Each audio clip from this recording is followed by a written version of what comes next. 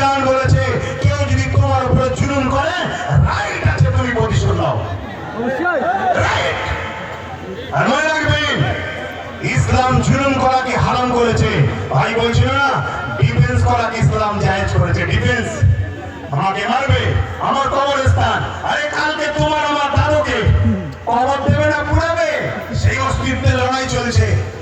সংবিধান যখন তোমায় রায় দিয়েছে তুমি লড়াই করবে না করবে না, কথা বলে করবে না করবে না, এই লড়াইটা করবে কার সাথে?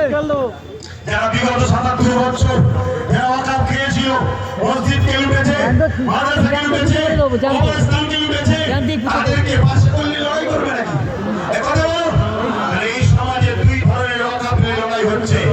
একদল লড়াই করছিস ভাই তুইও তো ওয়াকাফ খেয়েছিস রে, তুই তো যারা ওয়াকাফ খায় তার সঙ্গে তোকে দেখা গেছে, তুই আজকে চিল্লাচ্ছিস কেন? সে বলছে ভাই বুঝিস না কেন, এ তো ভাগ দিত, মুদি দিয়ে ভাগ দেবে না, তাই তো লড়াই করতে নেমেছি। মুদি যদি ভাগ দেবে বলে এ কিসের লড়াই আবার? কথা বুঝছেন না, বলেন না? আরেকজন লোক লড়াই করছে, আলহামদুলিল্লাহ আল্লাহকে সাক্ষী রেখে বলছি লড়াই করছি আমার ইমানের অস্তিত্ব, আমার দ্বীনের অস্তিত্ব, আমার সংবিধানের উপরে কেন্দ্র সরকার হাত দিয়েছে, তাই ইমানের দায়িত্বে লড়াই করছে। ভাই আমার বলবো লড়াই করতে হবে।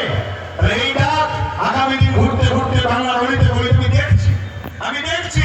ভাইরা যদি চান, আপনারা যদি চান আগামী দিন বাংলা রাজধানী ব্রিগেড হবে, রাজি আছেন তো নাকি?